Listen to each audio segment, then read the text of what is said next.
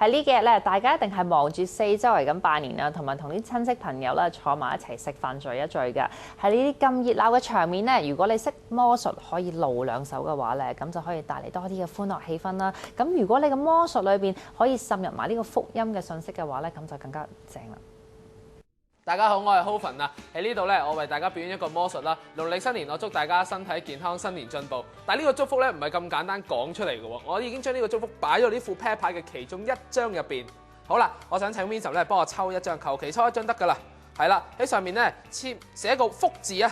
嗱，新年最緊要有個福啊嘛，係咪啊？係啦，大隻。而家咧呢個福字啦，出於你嘅手筆咧，就成為全世界咧獨一無二唯一一張嘅啤牌啦。係啦，呢張啤牌咧就擺喺沓牌嘅中間啦。好，記唔記得我頭先講過，我將我新年嘅祝福咧擺咗沓牌嘅其中一隻度啊。我哋而家揾翻啦喎。好啦，留意下牌背咧有冇啲咩異樣，有咩特別先？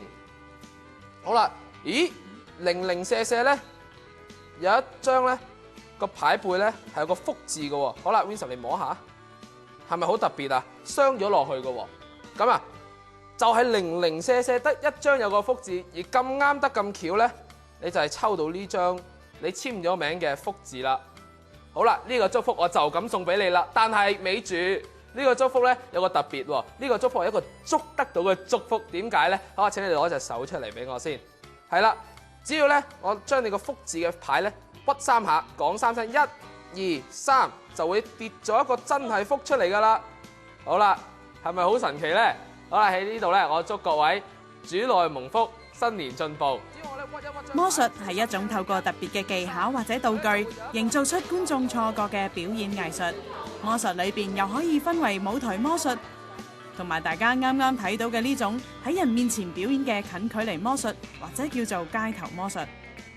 近距離魔術嚟講呢，係着重一啲比較手指上啊，或者有啲特別啲掩眼法，你唔想個觀眾睇到嘅個秘密動作通常係會比遠距離同埋舞台魔術咧嗰個動作秘密動作會比較細啲或者微細少少秘密啲嘅。比起舞台魔術咧，街頭魔術我覺得普遍嚟講係難度高啲嘅。需要嘅講嘢嘅方法嘅技巧亦都係高啲，表達能力都係需要高啲先至做得好，做得比較好嘅街頭魔術咯。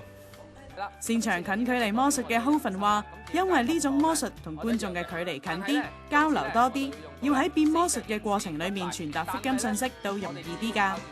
好啦，大家睇下呢副牌先，呢副牌咧隻都唔一樣嘅，好似我哋平時用到嘅啤牌，但係咧我今次咧就會淨係用4隻煙屎嘅啫。係啦，冇錯啦。咁咧我將呢4隻煙屎啦就平放擺喺台面，咁咧就會幫我咧向大家表達一個好簡單嘅人生故事。第一隻我擺喺最低，代表住咧我哋人生會必然經過嘅低谷，必然經過嘅挫敗。但係我哋只要靠住上帝，經常禱告咧，聖經講過，自卑的必升為高，就會升到第一張啦。而第二張就代表我哋喺至高峰嘅時候咧，我哋只要唔靠住上帝，唔靠住上帝，覺得全部都係自己嘅功勞咧，聖經都講到至高的必降為卑。有時候我哋咧會生出嚟咧就會有啲缺陷啊。或者覺得同社會咧有啲格格不入，同社會脫節。但係咧，我相信只要我哋恆常祈禱，靠住上帝咧，我哋都會有出人頭地之日嘅。我哋基督徒咧會覺得自己冇乜特別啦，信咗上帝又係咁，唔信上帝又係咁樣平平凡凡。但係咧，我哋去到審判嘅一日咧，我哋就會知道我哋係與別不同嘅。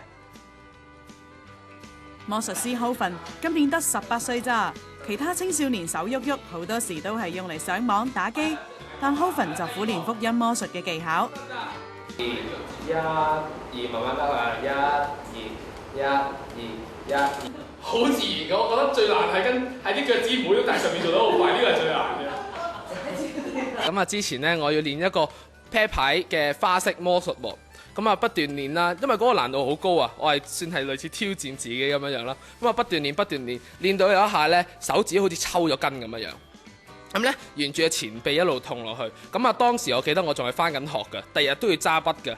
第日揸筆嘅時候咧，揸筆隻手就痛啦，寫字都痛。嗰日咧就足痛咗成幾日，係啦。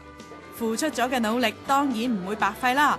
今日 Hoven 已經係近距離福音魔術班嘅導師，而佢嘅學生咩年紀都有，不過大家都有同一個心志㗎。我自己喺醫院做院牧，咁其中負責一個病房係青少年病房，咁我覺得同佢哋去接觸嘅時候呢，係比較難去開始啊。咁可能有代溝啦嚇等等。咁我一聽到有呢個魔術班，我覺得都好喎，魔術係容易啲同青少年去溝通。我平時啲同學都係攞啲啤牌玩下、坐下啲啊咁，但係依家攞個啤牌係學魔術，可以幫下人咯，傳下福音咁咯。只要加以練習，每一位基督徒都可以利用啤牌、硬幣呢啲日常嘅用品玩出花款，隨時隨地娛樂家人朋友之餘，又可以打開福音話題。睇咗咁多，係咪大家都想學翻兩招，趁住新年露一手呢？即刻攞個1蚊銀出嚟，跟住 Hoven 做啦！好啦，依家咧就教大家一個福音魔術，非常之簡單嘅，表演一次俾大家睇先。呢度有個普通香港嘅1蚊銀啦，係啦。咁咧，我想請你估下係公定字咧？公啊？誒啱喎，係啦。以下落嚟咧，我就講一個關於恩賜嘅故事。好啦，再嚟多次，公定字咧？公唔啱啦，今次因為咧呢個銀仔就好似我哋平時覺得恩賜咁樣，唔知去咗邊啊？揾勻我哋嘅左右咧都唔見喎。但係我哋唔好埋怨，我哋應該喺我哋生活嘅細節上面咧，着緊啲、細心啲，話唔定咧會喺我哋唔起眼嘅地方中咧揾翻我哋上帝俾我哋嘅恩賜嘅喎。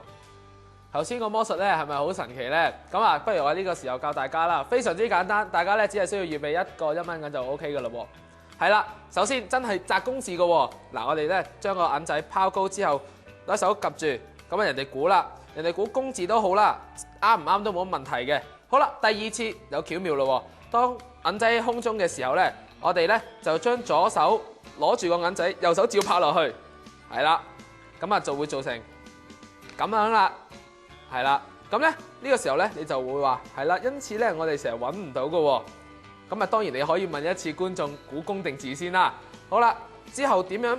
而家個銀咧就喺左手啦，點樣唔見左手個銀咧？非常之簡單，只要咧我右手經過嘅時候咧，跌一跌落嚟，扮拗手腕，放低隻右手，咁啊左手咪唔見咗咯。嚟左手個銀仔就唔見咗咯，係啦。咁咧之後咩？我哋只可以話喺耳仔度揾翻個銀仔出嚟，對住啲老人家咧就話喺呢度揾翻，或者得意啲對小朋友扮打乞嗤，都可以話揾翻個銀仔出嚟嘅喎。係啦，咁呢個魔術就係咁簡單啦。下一節翻嚟，我哋有更加多嘅消息。